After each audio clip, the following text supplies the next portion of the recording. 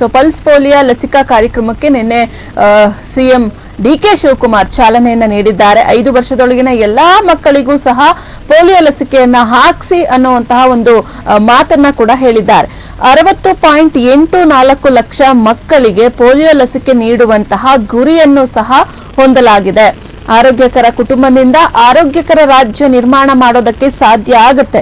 ಕರ್ನಾಟಕದ ಆರೋಗ್ಯ ಸೇವೆ ದೇಶದಲ್ಲೇ ಉತ್ತಮ ಅಂತ ಹೇಳಿ ಏನು ಪಲ್ಸ್ ಪೋಲಿಯೋ ಲಸಿಕಾ ಕಾರ್ಯಕ್ರಮಕ್ಕೆ ಚಾಲನೆಯನ್ನ ನೀಡಿದಂತಹ ಡಿಕೆ ಶಿವಕುಮಾರ್ ನಂತರ ಮಾಧ್ಯಮಗಳಿಗೆ ಪ್ರತಿಕ್ರಿಯೆಯನ್ನು ನೀಡಿ ಮಾತನಾಡಿದ್ದಾರೆ.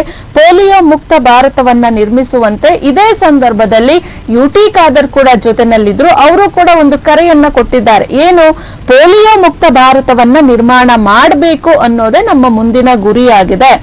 ಮಕ್ಕಳ ಭವಿಷ್ಯಕ್ಕಾಗಿ ಸರ್ಕಾರ ಪಲ್ಸ್ ಪೋಲಿಯೋ ಲಸಿಕಾ ಕಾರ್ಯಕ್ರಮವನ್ನ ರೂಪಿಸಿದ್ದು ರಾಜ್ಯದ ಎಲ್ಲಾ ಭಾಗದ ಪೋಷಕರು 5 ವರ್ಷದ ಮಕ್ಕಳಿಗೆ ಲಸಿಕೆಯನ್ನ ಹಾಕಿಸಬೇಕು.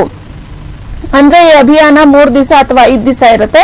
ನಿನ್ನೆ ಒಂದು ದಿನ ಮಾತ್ರ ಸಾಕಷ್ಟು ಮಕ್ಕಳಿಗೆ ಪಲ್ಸ್ ಪೋಲಿಯೋ ಲಸಿಕವನ್ನ ಕೂಡ ಹಾಕಿಸಿರುವಂತದ್ದು. ಆರೋಗ್ಯಕರ ಕುಟುಂಬದಿಂದ ಆರೋಗ್ಯಕರ ರಾಜ್ಯ ಹಾಗೂ ದೇಶ ನಿರ್ಮಾಣ ಮಾಡೋದಕ್ಕೆ ಸಾಧ್ಯ ಆಗುತ್ತೆ ಅಂತ ಹೇಳಿ ಡಿಕೆ ಶಿವಕುಮಾರ್ ಇದೇ ವೇಳೆಯಲ್ಲಿ ಮಾಧ್ಯಮಗಳಿಗೆ ಪ್ರತಿಕ್ರಿಯೆಯನ್ನು ನೀಡಿ ಮಾತನಾಡಿದ್ದಾರೆ. ಒಟ್ಟಾರೆಯಾಗಿ ಈ ಲಸಿಕಾ ಕಾರ್ಯಕ್ರಮದಲ್ಲಿ 36,686 ಲಸಿಕಾ ಕೇಂದ್ರಗಳು ಹಾಗೆ 988 ಸಂಚಾರಿ ಕೇಂದ್ರಗಳು, ಟೋಟಲ್ ಪಾಯಿಂಟ್ಸ್ ಬಂದು 2,125 ಪಾಯಿಂಟ್ಗಳು. ಅಂದ್ರೆ ಏನ್ ಪಾಯಿಂಟ್ಗಳು ಕೊಟ್ಟಿರ್ತಾರೆ ಅಲ್ಲಿ ಹೋಗಿ ಲಸಿಕೆಯನ್ನ ಹಾಕಿಸ್ಬೇಕಾಗಿರುತ್ತೆ. ಒಟ್ಟು 1,14,213 ಲಸಿಕಾ ಕಾರ್ಯಕರ್ತರು ಸಹ ಕೆಲಸವನ್ನ ಮಾಡ್ತಾ ಇದ್ದಾರೆ. ಅನೇಕ ಎನ್ಜಿಒಗಳು ಕೂಡ ಅಭಿಯಾನಕ್ಕೆ ಕೈ ಜೋಡಿಸಿದ್ದಾರೆ. ದೇಶ ಸೇವೆಯ ಈ ಕಾರ್ಯಕ್ರಮಕ್ಕೆ ಸಹಕಾರ ನೀಡಿರುವಂತವರಿಗೆ ಎಲ್ಲರಿಗೂ ಸಹ ಒಂದು ಧನ್ಯವಾದವನ್ನ ಡಿಕೆ ಶಿವಕುಮಾರ್ ಹಾಗೆ ಯುಟಿ ಖಾದರ್ ಇದೇ ವೇಳೆಯಲ್ಲಿ ಸಲ್ಲಿಸಿದ್ದಾರೆ. ಇದರ ಬಗ್ಗೆ ಈ ವಿಚಾರಕ್ಕೆ ಸಂಬಂಧಪಟ್ಟಂತೆ ಸಿಎಂ ಡಿಕೆ ಶಿವಕುಮಾರ್ ಹಾಗೆ ಸಚಿವ ಯುಟಿ ಖಾದರ್ ಮಾತನಾಡಿದ್ದಾರೆ. ನೋಡೋಣ.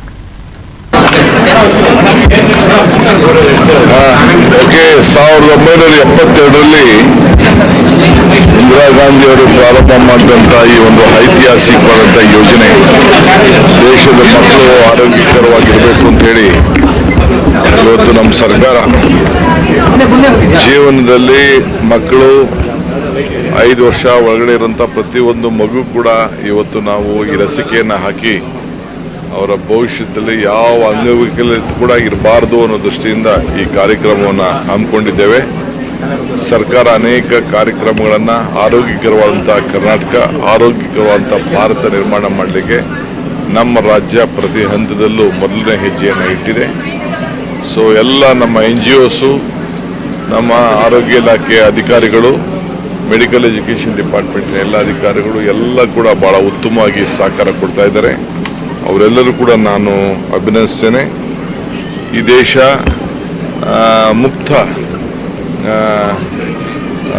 ಪೋಲಿಯೋ ಭಾರತವನ್ನು ನಿರ್ಮಾಣ ಮಾಡಿದೆ. ಇದನ್ನು ಅಕ್ಕಪಕ್ಕ ದೇಶಗಳಿಂದ ಇದು ಒಳಗಡೆ ಬರ್ಬೋದು ಅನ್ನೋ ದೃಷ್ಟಿಯಿಂದ ನಾವು ಜಾಗೃತರಾಗಿ ನಾವು ಈ ಅಭಿಯಾನವನ್ನು ಮುಂದುವರಿಸ್ತಾ ಇದ್ದೇವೆ. ಸೊ ಇದಕ್ಕೆ ಸಹಕಾರ ಕೊಟ್ಟಂಥ ಎಲ್ಲರೂ ಕೂಡ ಈ ಸಂದರ್ಭದಲ್ಲಿ ಅಭಿನಂದಿಸ್ತೇನೆ. ಖಾದರ್ ಅವರು ಸಂಪೂರ್ಣವಾಗಿ ಈ ಜವಾಬ್ದಾರಿಯನ್ನು ತೆಗೆದುಕೊಂಡು ಅವ್ರಿಗೆ ಅಪಾರವಾದಂಥ ಅನುಭವ ಇದೆ. ಇವತ್ತು ಅವರು ನನ್ನ ಮನೆಯೇ ಆಯ್ಕೆ ಮಾಡಿಬಿಟ್ಟಿದ್ದಾರೆ. ಇರಲಿ, ಒಂದು ದೇಶಕ್ಕೆ ರಾಜ್ಯಕ್ಕೆ ಕೊಡುವಂಥ ಸಂದೇಶ ಮುಖ್ಯಮಂತ್ರಿ ಮನೆಯಿಂದನೇ ಪ್ರಾರಂಭ ಆಗಲಿ ಅಂತೇಳಿ ಅವರು ಇದನ್ನು ಪ್ರಾರಂಭ ಮಾಡಿದ್ದಾರೆ. ನಾನು ಅವ್ರಿಗೂ ಅಭಿನಯಿಸ್ತೇನೆ. ಇದನ್ನೆಲ್ಲ ಸೌಲಭ್ಯವನ್ನು ಹಳ್ಳಿಲಿ ಗುಡ್ಡಗಾಡು ಪ್ರದೇಶದಲ್ಲಿ ಇರುವಂಥ ಎಲ್ಲ ಮಕ್ಕಳು ಕೂಡ ಇದಕ್ಕೆ ಉಪಯೋಗಿಸ್ಕೊಳ್ಳಲಿಕ್ಕೆ ಬೇರೆ ತಂದೆ ತಾಯಂದಿರು, ಬೇರೆ ಹಿರಿಯರು, NGOಗಳಿಗೆಲ್ಲ ಸಹಕಾರ ಕೊಡಬೇಕು. ಯಾರು ಕೂಡ ಈ ಅವಕಾಶವನ್ನು ತಪ್ಪಿಸ್ಕೊಳ್ಬಾರ್ದು ಅಂತ ತದನಂತರ ಎಲ್ಲ ನಮ್ಮ ಕೇಂದ್ರ ಸರ್ಕಾರ ಬಂದಂಥ ಪ್ರಧಾನಮಂತ್ರಿಗಳಿರಲಿ, ಇಂಥ ಸಮಸ್ಯೆ ಇರಲಿ, ಅದಕ್ಕೆ ಪ್ರೋತ್ಸಾಹ ಕೊಟ್ಟು ರಾಜೀವ್ ಗಾಂಧಿ ಪ್ರಧಾನಮಂತ್ರಿ ಆದಾಗ ದೊಡ್ಡ ಒಂದು ಅಭಿಯಾನ ಬಂದು ಪ್ರಾರಂಭ ಮಾಡಿ ಬಹುಶಃ ತದನಂತರ ಸರ್ಕಾರ ಸಹಕಾರ ಕೊಟ್ಟು UPA ಸರ್ಕಾರ ಇದ್ದಾಗ ಪೋಲಿಯೋ ಮುಕ್ತ ಭಾರತವನ್ನು ಘೋಷಣೆ ಆಯಿತು. ಅದನ್ನು ಇವತ್ತು ಪೋಲಿಯೋ ಮುಕ್ತವಾದ ಭಾರತ ಅದು ಕೂಡ ಪಕ್ಕದ ಬೇರೆ ಬೇರೆ ದೇಶದಲ್ಲಿ ವೈರಸ್ ಇದ್ದ ಕಾರಣ ಆ ವೈರಸ್ ನಮ್ಮ ರಾಷ್ಟ್ರಕ್ಕೆ ಬಂದ ಮಕ್ಕಳಿಗೆ ಇವತ್ತು ಅದು ಸೇರಬಾರ್ದು, ಸೋಂಕಿತರಾಗಬಾರ್ದು ಹೇಳಿಕೊಂಡು ಕೇಂದ್ರ ಸರ್ಕಾರ ಮತ್ತು ರಾಜ್ಯ ಸರ್ಕಾರಗಳು ಅದನ್ನು ಆ ಪ್ರೊಟೆಕ್ಷನನ್ನು ಕೆಲಸ ಕಾರ್ಯ ಮತ್ತು ಅಭಿಯಾನ ಮುಂದೆ ತೆಗೆದು ಹೋಗಿದೆ. ಅದಕ್ಕಾಗಿ ಪ್ರತಿ ವರ್ಷ ಜೂನ್ 20